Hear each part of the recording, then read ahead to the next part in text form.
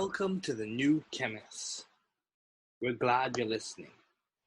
Feel free to download this podcast on Apple Podcasts, Spotify, or Google Podcasts.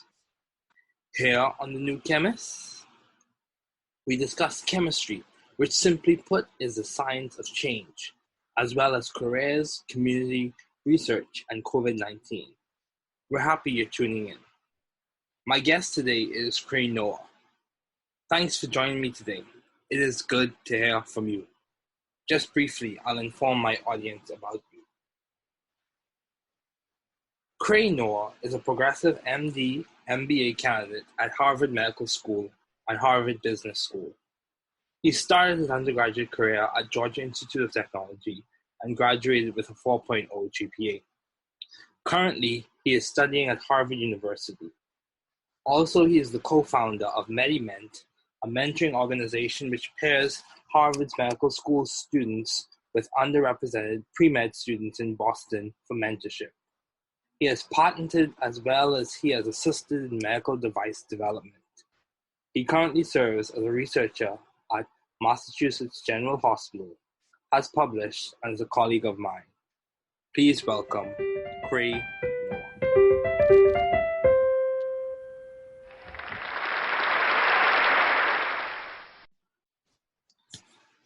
Good day, Cray. Thanks for joining me. Sure. Welcome again to the new Chemist. Let's get started. What has been some of the most beneficial advice you have received? All right, starting broad. Yeah. I'll also, I'll quickly just say, David, thanks so much for having me on. We go way back. Yeah. All the way to, what year was that? Georgia Tech, I guess. I think it was 2015. Yeah, I think it was 2015. 14 even, maybe? Yeah. So, yeah, this is so cool to stay connected, on a academic level and also just on a friendship level as well. And, to keep tabs on each other is awesome. And I think, that's a big part of what life's about in general. So I agree. Really appreciate you having me on, man. No problem. So starting super broad. So just life advice in general. What's some good advice I got? You're asking? Yes. Okay. So the first thing that comes to mind, thinking back to my Georgia Tech days, since we just talked about that. The first day of my senior design class, Professor James Rains comes on stage and puts up this slide, big pie chart on the slide for in front of this huge auditorium, hundreds of students, and clicks a button and it goes and it says, like 95%, fills in 95% of the pie chart. And it says, or actually, let me back up. He clicks it and it first says, like 4%. And it's the stuff that essentially is 4%. Okay. Then he clicks. Oops, sorry about that. Then he clicks the next little button, and another very small percentage pops up essentially, and it's the stuff that you don't know. Say another 5%. And then he clicks the button again, and the overwhelming majority of the pie chart, 90 whatever percent at that point, and it says the stuff that you don't know. And he said, as you're beginning senior design, this is a really key concept to keep in mind, not only for this project, but just life in general. It's all about exposure, right? There are just so many things we have no idea about. And to be honest, probably what both of us are going to devote our lives to, David, we probably haven't even, fully figured out yet. Yeah, we probably don't even know exactly what we're going to be doing when it's all said and done in 10, 20 years or whatever. And understanding that and just being curious and constantly reaching out and trying to get exposure in different worlds, different fields is, I think one of the most important things and kind of big picture frameworks you can have. I agree. Also, why did you choose medicine as a field to do your doctoral studies in? Why did you choose medicine? What made you choose it? Oh man. So I could go on forever about this. I would say it's really about patient interaction, I think, is what drew me into it, because obviously, there's so many ways you can be involved in the healthcare field and biomedicine and biotechnology. But really the only role in all of that actually, you know, and allows for direct patient contact and interaction is being a medical doctor. And, sitting across from a person, talking to them face to face about what they're going through, hearing their journey, and then stepping into their lives as a guide, kind of an expert guide on their journey to health, whether it be helping them through a rough patch with the disease or resecting disease from their body in an operating room. Just that, one-to-one human interaction, helping another person and using, I guess, expertise and experience to augment people's lives and help them live healthier, happier lives. Big picture is really what drew me to the field of medicine. There's a lot more, I guess, technical reasons you could say, just in terms of being in an operating room.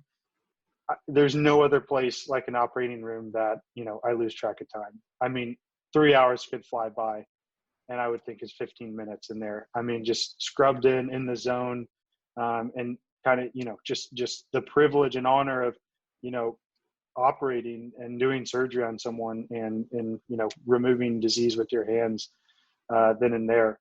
And then just, you get the adrenaline rush, and you combine the technical skills, the hand-eye coordination, along with all the many years of training and knowledge and expertise and, physiology, anatomy, and just, it's such a holistic, and then also a hands-on career. And ultimately that's what I want to do with my life is operate in as a surgeon. So those are kind of the two main things I would say of why I ultimately chose medicine.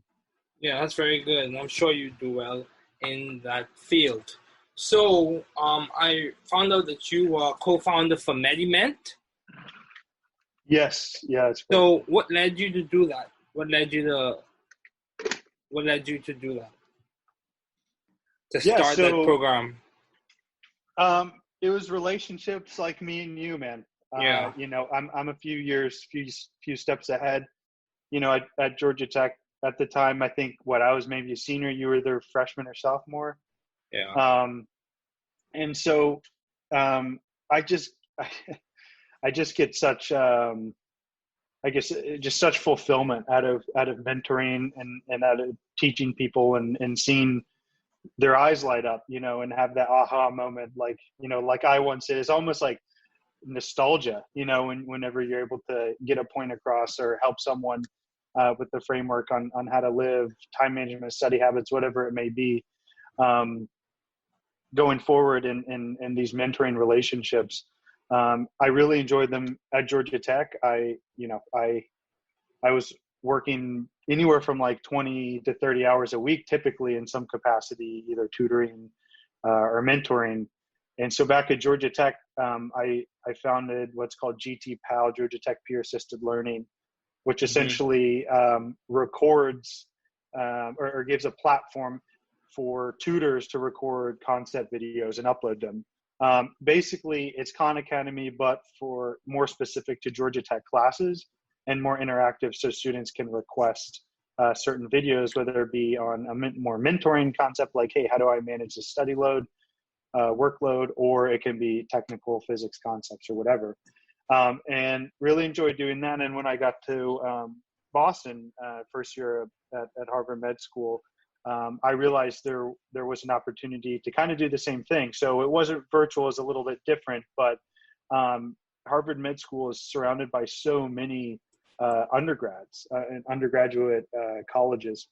It's one of the most concentrated places in the world of universities. So kind of knowing this and I guess running into undergrads through different, whether it be some seminar or even even just I actually ran into one on a bus to New York one time. The girl sitting next to me was a pre-med student. We got to talking. Those kinds of experiences really led me to, I guess, kind of bridge the gap between a lot of my classmates that were also very into mentoring like myself or tutoring and got that fulfillment. I think that's a natural kind of attitude to have as, someone going into medicine. So a lot of my classmates were also interested, and then a lot of undergrads were interested in the area to have a mentor at Harvard Med School. And so I didn't really do anything super revolutionary, but just set up a platform to connect a lot of these students, and people signed up with their interests and backgrounds. And then, we connected them based on kind of similar backgrounds, and that's how that started. Yeah, that's very good. Yeah, bridging the gap is very important because it complements the people's success, especially later down. Also, what have been your long-standing, let's go and be more specific. What have been your long-standing interests in the field of science? What have been the long-standing interests for you specifically? Long-standing interest in science. Yes. What themes? Tough to pick just one. And I just come back to the you don't know what you don't know kind of thing, right? Because when especially for people listening on different parts of the trajectory, if you're about to start undergrad, I was talking to some rising freshmen yesterday about a COVID research project, and or if you're about to start your PhD or in grad school. You just learn so much on the job, so to speak, right? And you find out about whether it be like fields or niches within science that you love and want to devote your life to. So it's in terms of kind of a big picture, long-standing interest. Thinking back to my time at Georgia Tech, it really was surgery. Kind of my main project was a device to keep patients warm during surgery, and because of that, I was in the OR constantly interfacing with surgeons, anesthesiologists, to create this prototype this medical device. And I would say that's continued. And now that I'm in med school, I continue to love the OR and am more involved now, and hope to devote my career to that. But again, I would just say it's like there's no way I could have known that I really loved the operating room, right? Until I actually kind of got involved with the project that just happened to include being in the OR as part of it, right? Like when I set out on this medical device project to find a better way to keep patients warm, I didn't know I was gonna stumble upon like my career passion of surgery, right? Wow. So if you haven't identified something yet, don't worry about it. Just invest in a project, in a system, and mentors around you, and you'll stumble upon it. Yeah. Being at the right place at the right time, would you say so? Yeah, exactly. Yeah, that's good.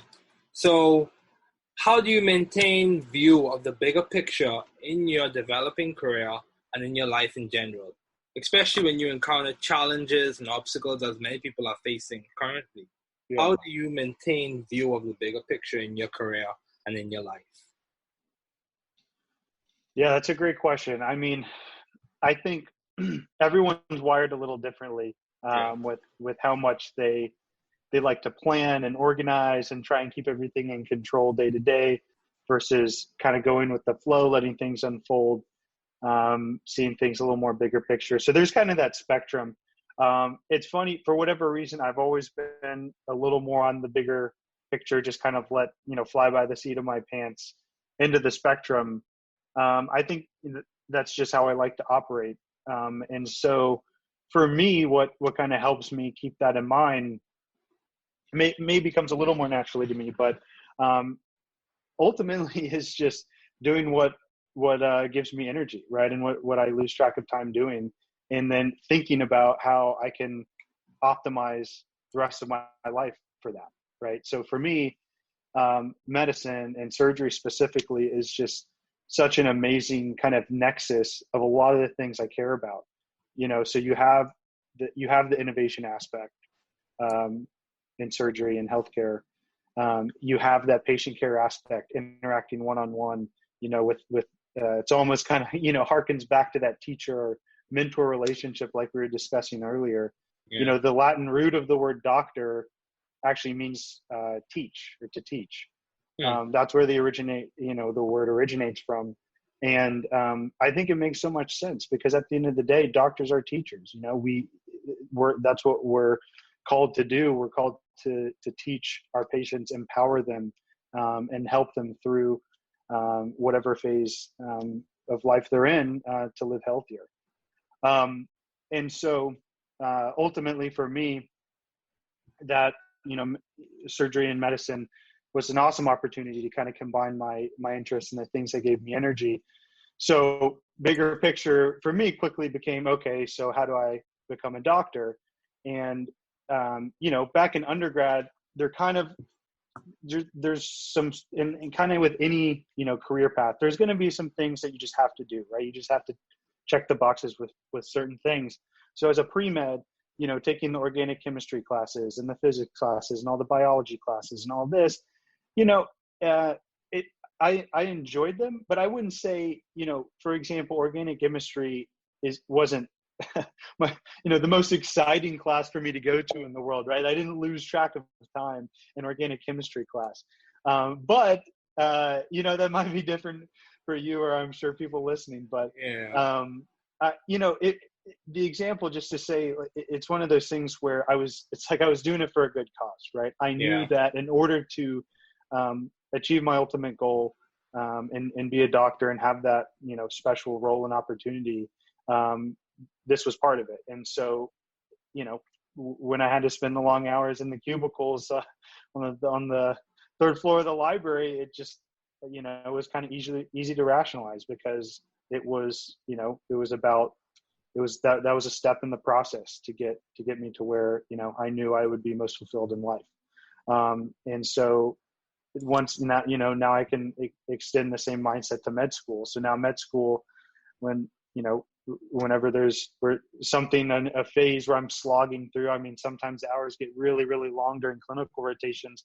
It's ultimately for a good cause. It's training me and equipping me with the knowledge to save people's lives. Right. So it's a privilege, but it also is very serious and necessary to know this stuff. And again, the bigger picture, being a doctor and a surgeon, helped me power through those times and understand and appreciate them. Honestly, appreciate a lot of the tougher times and realize that they're necessary. So kind of having an idea of what fulfills you, how you're going to, set yourself up for success to basically devote your life to that many years down the road, and putting yourself on that path. And then when things get tough on that path, knowing it's necessary and all for a good cause. Yeah. And also going back to what you said, you initially said the origins of the word doctor is tied to teaching, correct? Or learning. The Latin root of the word doctor, means teach. Yes. Yes. And that's interesting, because, I was listening to a discussion by one of the great musicians, Leonard Bernstein, and he made a critical point. He said, when I teach, I learn, and when I learn, I teach. So I think those things are really tied and connected. And I think those are interesting, how they play and the dynamics, how they work together. So it's so true, man.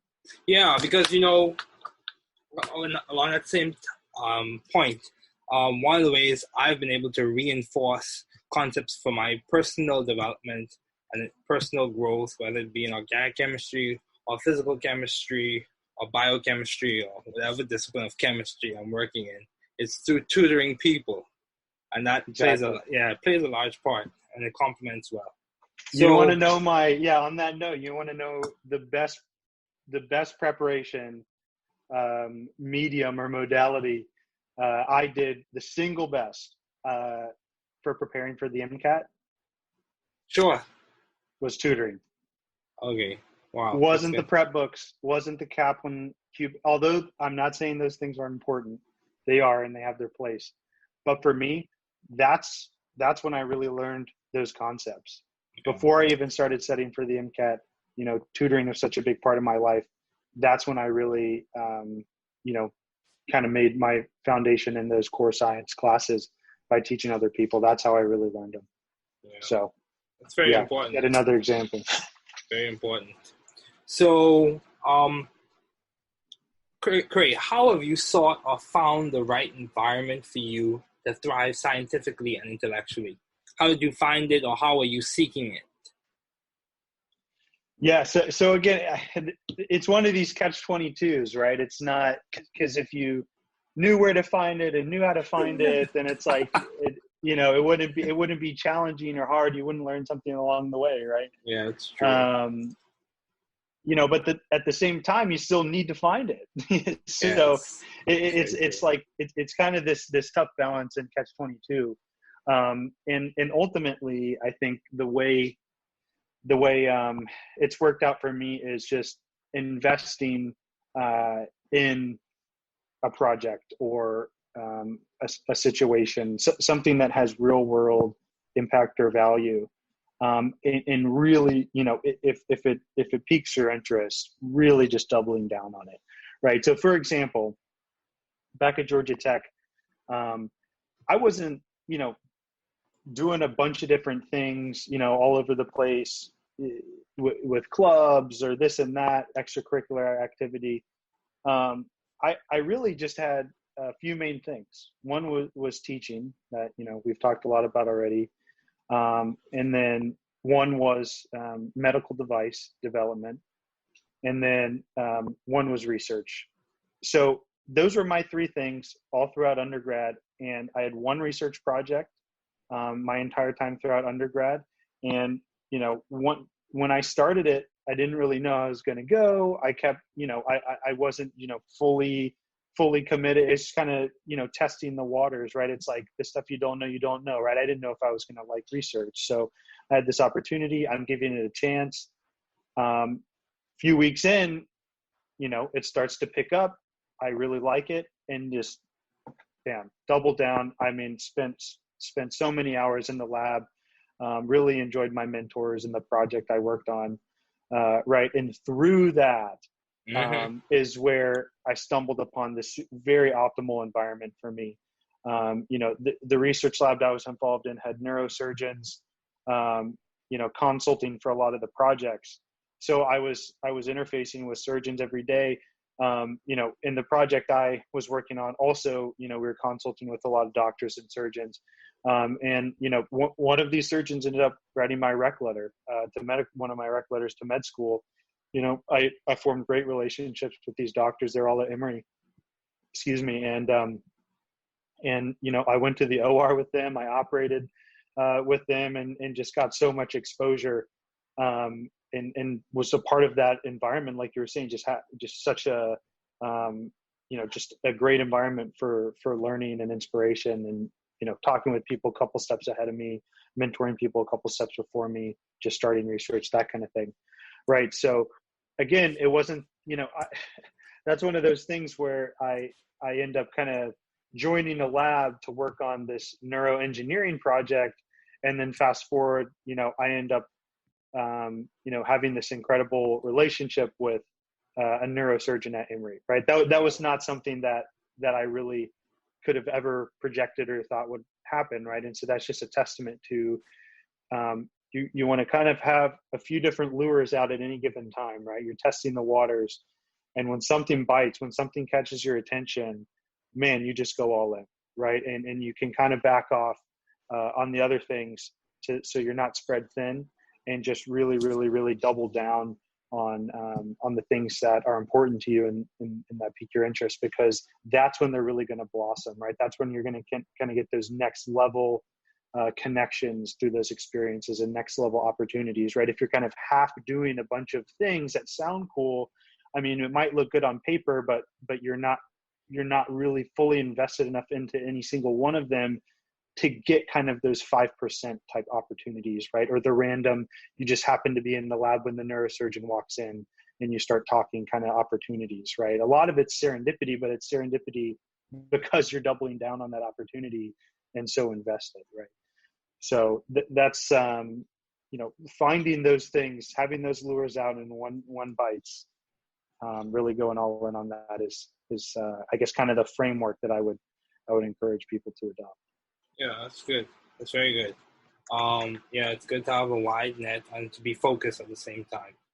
So, what have been? I know you're still a budding medical doctor. But what have been your most effective and impactful ideas to date?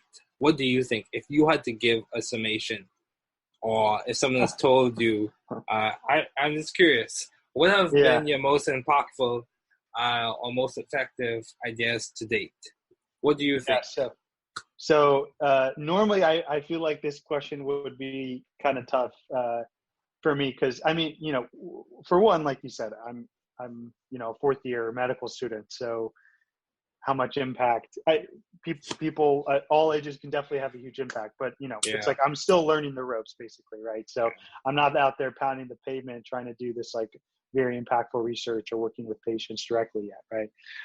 But to answer your question, I've and I haven't updated you on this yet, David, actually. So back in March, when things were really picking up with the pandemic, and again, this is another one of those examples, kind of like just kind of stumbling upon something and then really doubling down. One of my classmates, essentially, so how do I sum it? One of my classmates is working with a nonprofit here in Boston, and they held a hackathon.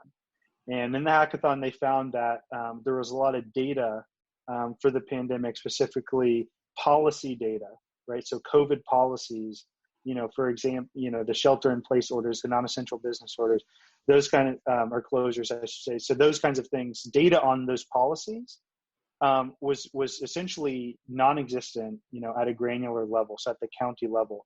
They have data on those things at the state level, but the state, it's just too low resolution, right? You at the state level, the counties are doing their own things, right? Like just because the governor says something doesn't mean the county's going to abide by it. So anyways, that was the motivation for the project. It's like, wow, there's this complete lack of data at the granular county level for these policies, and yet vaccine's going to take forever, right? It's still in testing. Vaccine's not going to be available for months.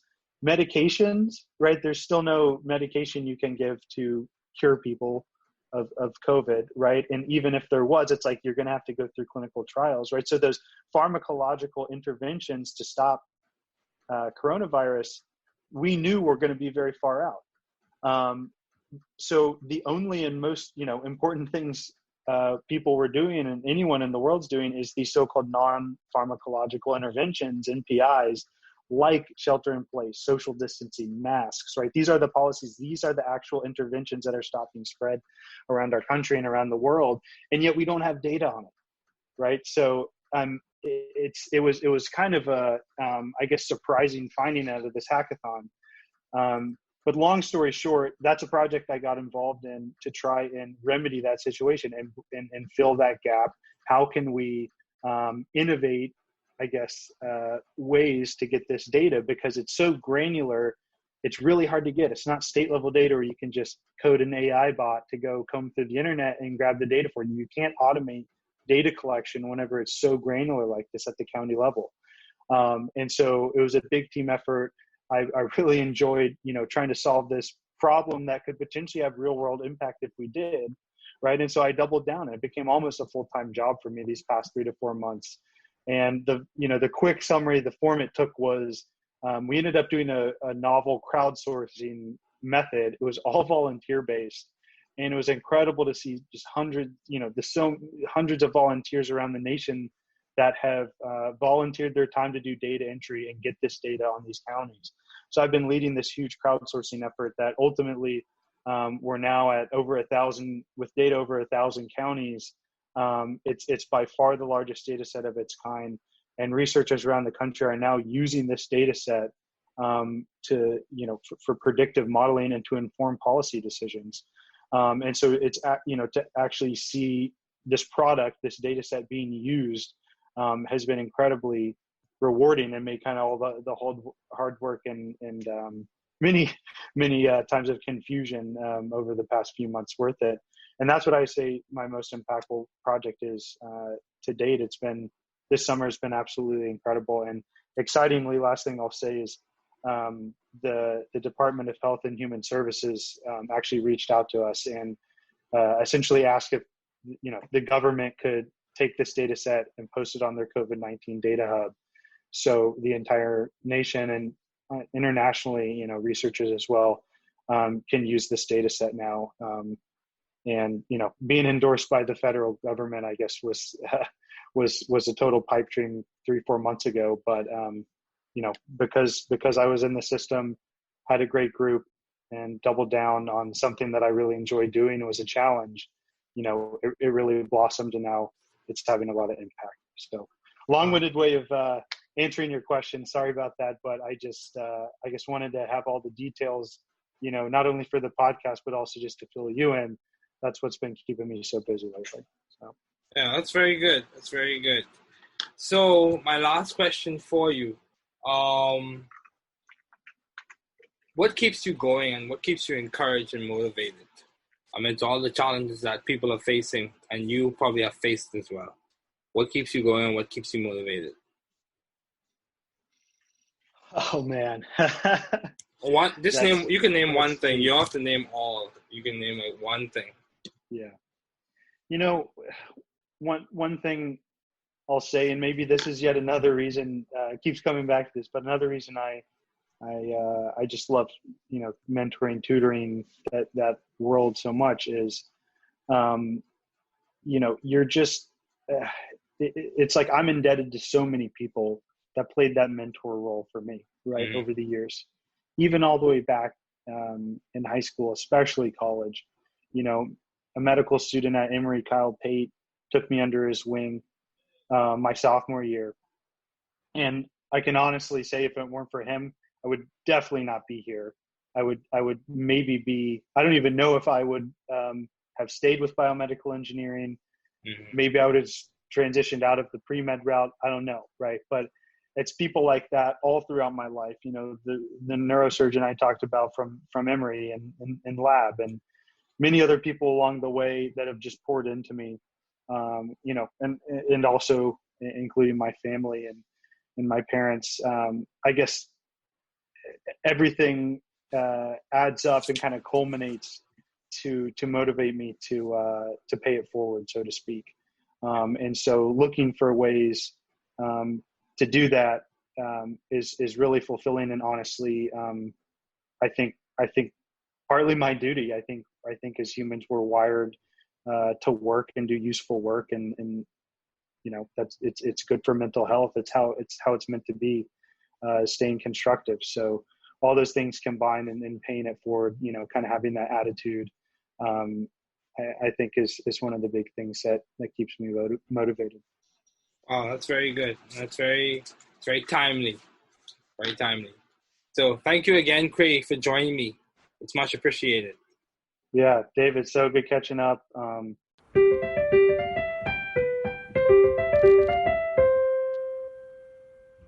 Thanks for listening. We're glad you were able to tune into this podcast. Once again, this is The New Chemist, where we discuss chemistry, which simply put is the science of change, as well as the other sciences, careers, community, research, and COVID-19. Thanks again for listening. Note, the views on this podcast represent those of my guests and I.